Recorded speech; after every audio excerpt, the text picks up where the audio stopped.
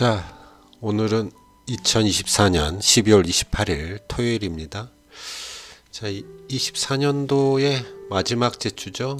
52번째 주 마지막 영상입니다. 24년도 24년 열심히 영상을 만들어 왔네요. 어찌됐든 꾸역꾸역. 자, 지금 이번 주에 가장 큰 건 이제 원달러 환율이 급등, 썸네일에도 써놨지만 1487원까지 올라가는 이런 무서운 정말 엄청난 시대에 살고 있네요. 저희가 이번 주 금요일에 미국장을 요약을 해보면 일단 미국 지수는 기술주 급락으로 하락 마감을 했고요. 연휴 앞두고 거래량도 많이 줄었고 트럼프 정부 출범이라는 불안감도 작용한 걸로 보인다고 합니다. 다른 의견으로는 기관들의 어떤 리밸런싱 과정, 포트폴리오를 재정비하는 과정에서의 어떤 매도 효과, 매매 효과라는 분석도 있고, 그러면서 이제 암호화폐에서 거대 자금이 이탈했고, 기술 펀드에서도 자금 이탈이 지속됐다. 이런 이야기가 있고요. 또 하나는 이제 2022년 연속, 23년, 24년 2년 연속 S&P가 이제 20% 이상 상승을 했기 때문에 내년에는 추가 상승이 좀 힘들지 않겠냐 하는 우려에서 정리했다라는 이런 이야기도 좀 있습니다. 기업 실적이 이제 부진하게 나올 경우에 내년에는 이제 큰 하락이 발생할 수도 있지 않겠나 하는 그런 이야기죠. 하지만 아직 AI라든지 이런 또 요즘에 양자, 우주 이런 얘기가 있기 때문에 성장 잠재력은 아직 남아 있다. 하지만 단기적으로는 위험 관리가 필요한 구간이다. 이런 이야기들이 좀 있습니다. 나중에 이제 좀 잠깐 이야기를 하겠지만 내년도 증시에 대한 이야기를 좀 이따가 보도록 하겠습니다.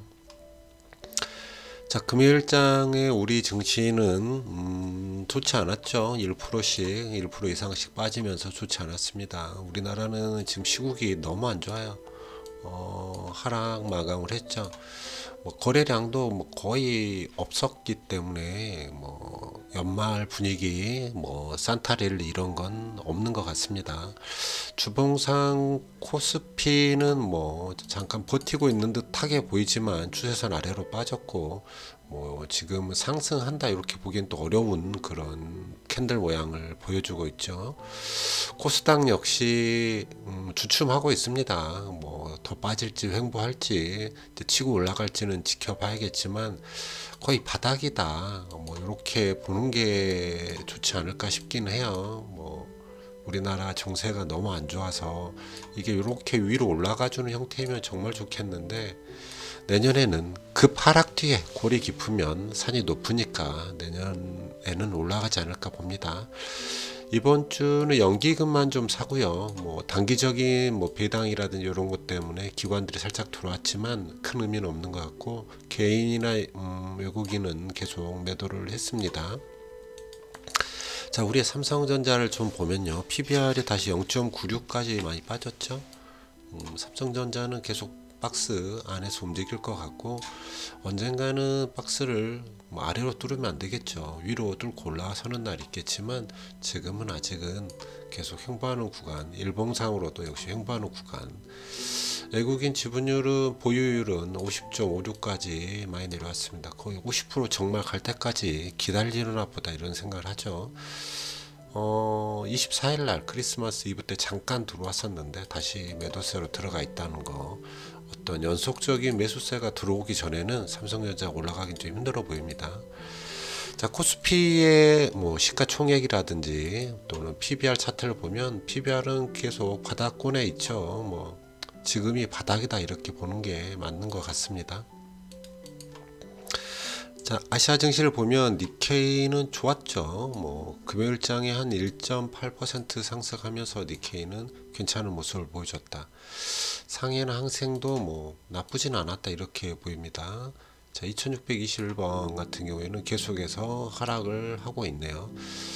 그리고 환율을 좀 보면 지금 일본도 달러 대비 157로 굉장히 높은 수준까지 올라가고 있죠.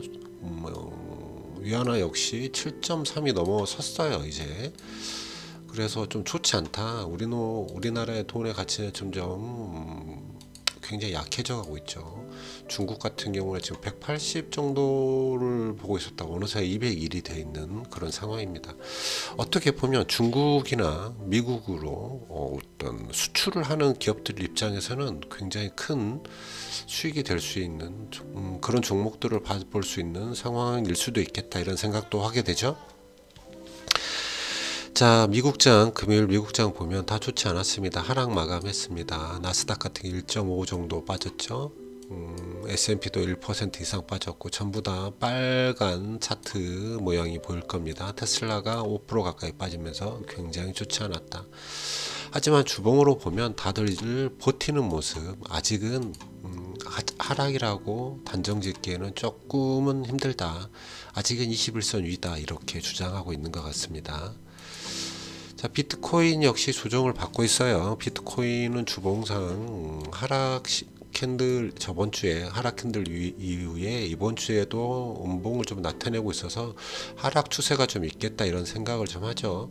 리플 역시 좀 3연속 음봉을 보이면서 하락하려나, 이런 생각을 좀 가지게 합니다.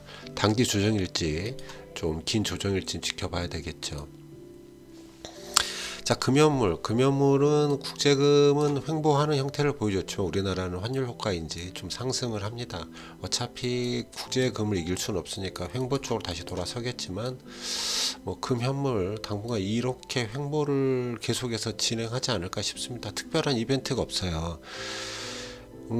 달러가 계속 올라가다 보니까 가치가, 금이 떨어질 이유가, 아니, 금이 올라갈 수가 없는 것 같기도 하고요.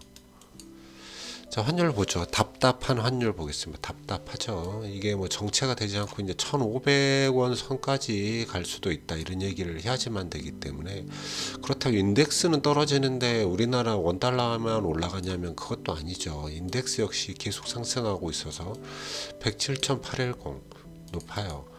이제는 떨어질 때가 되긴 했는데, 정말 힘든 주식시장인 건 맞습니다. 정세도 힘들고 주식장도 힘들고. 자, 원유는 정체 횡보, 이런 정도로 봐주시면 될 것 같고요. 10년 국채금리는 상승하는 게 보이시죠. 4.5만 넘어도 좀 높다, 이렇게 생각했는데 지금 거의 한 4.78을 향해 가고 있기 때문에 이건 지나치게 높다, 좀 과하다 싶은 생각이 들 정도입니다. 뭐 채권에 투자해보고 싶은 분들은 지금이 어떻게 보면 기회일 수도 있겠다, 이런 생각을 하기도 합니다. 장라의 금리차는 넘어가고요. 공탐지수는 34 공포 쪽에 있습니다. 그리고 빅스는 조금은 업다운이 좀 있었지만 아직은 좀 안정적인 모습. V코스피는 좀 높다고 볼 수 있어요. 저 같은 경우는 20이면 좀 높다고 보는 편이기 때문에 V코스피는 좀 높다. 자, 경제 선행 지표인 구리 광산 선물을 보면 조금 살짝 고개를 내민 정도, 올라가고 싶어요 하는 것 같긴 하지만 워낙 달러 값이 세서 쉽게 되지는 않을 것 같습니다. 시장 지표는 간단하게 볼게요. 이번 영상은 간단할 수밖에 없네요. 배당 성장은 250에서 230으로 좀 줄어들기는 했지만 아직 뭐 국내 포트폴리오는 시작해봐도 좋은 때인 것 같습니다. 국내 구애를 섞은 ETF 전략 같은 경우에는 조금은 더 기다려보는 게 좋겠고, BA 공격형으로 보면 미국 주식은 지금은 하지 않는 게 좋겠다. HA 역시 미국 주식을 잠깐 쉬는 게 좋겠다. 굳이 해야 된다면 뭐 QQQ, 스파이, 골드 이런 쪽이 좀 추세적으로 좋다, 이런 뜻이죠. 일주일 동안 보면 스파이 좋았고요, 반도체 좋았고 골드가 좀 좋았네요. 그리고 금융, 자유소비재, 산업에너지, 그다음에 필수소비재, 헬스케어, 유틸리티 이런 정도 좋았습니다. 이번 주는 좀 좋았는데 금요일장이 좀 좋지 않았군요. 제 계좌, 제 인덱스를 좀 보면 조금 상승했습니다. 이거는 이제 뭐 다음 수요일이라든지 이럴 때 다시 한번 정리를 할 거기 때문에 간단하게 넘어갈게요. 환율의 스케일은 1500까지 늘려야 될 것 같고요. 다음 주부터는 스케일을 1400으로 잡아놓으니까 이게 뭐 바뀜이 없죠. 1500까지 늘리도록 하고요. 올해는 뭐 열심히 했으나 뭐 부진한 성과를 보여주고 있다, 이렇게 보시면 되겠습니다. 그리고 뭐 비트코인이 좀 많이 떨어졌고요. 뭐 어느 정도 다 하락해서 골드만 조금 상승하고, 금융투자도 살짝은 상승, 전략자산도 살짝은 상승했고요. 이 파란색이 뭐죠? 월배당, 메리츠 월배당이 좀 상승했나 보군요.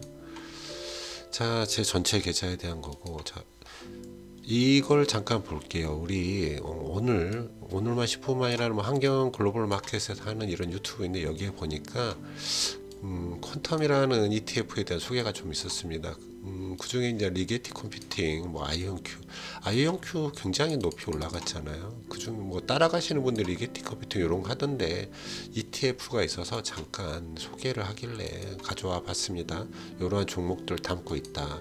그래서 지금 이 ETF를 좀 보니 지금 주봉입니다. 주봉상 봤을 때 거래량이 거의 없다가 최근에 거래량이 좀 터지긴 하지만 그렇다고 거래량이 많은 건 아니고 뭐 이런 종목을 해볼 수도 있지 않을까 하는 생각에 가져와 봤습니다. 자, 25년 코스피 전망에 대해서 증권사별 예측을 좀 보면요. 하단을 한 2300, 2100 이 정도 보시는 것 같고 상단은 3000. 저 역시 3000 정도 내년에 가지 않을까 싶은데 그건 뭐 지켜봐야겠죠. 구체적으로 보면 신한투자에서 상단을 3100, 그다음 메리츠 키움 대신은 상단에 3000. NA투자증권이 하단으로 2250을 보셨고요. 그 다음에 유진투자증권은 2500에서 3000 정도, 삼성도 2350에서 9000. 이런 정도를 보시는 것 같아요. 내년의 전체적인 패턴은 상저하고가 되지 않겠나 이런 이야기들을 많이 합니다만 뭐 대선도 있고 금리도 있고 중국도 있고 늘 하는 얘기겠지만 이런 것도 좀 문제고 국내 정세도 문제가 좀 있다 이렇게 봅니다.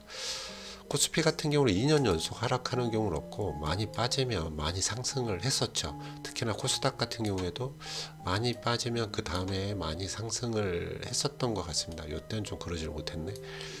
많이 빠지면 또 많이 상승하고 이랬으니까 좋아질 거라고 기대를 해보시죠. 미국 S&P에 대한 이야기를 좀 보면 S&P 역시 골드만삭스는 한 6,500, 지금 S&P가 한 6,000 정도 돼요. 그러니까 좀 올라간다. 뭐 6,500, 7,000 갈 수 있다. 그래 봐야 20%는 못 가고 한 5%, 10% 정도 간다고 보는 거겠죠.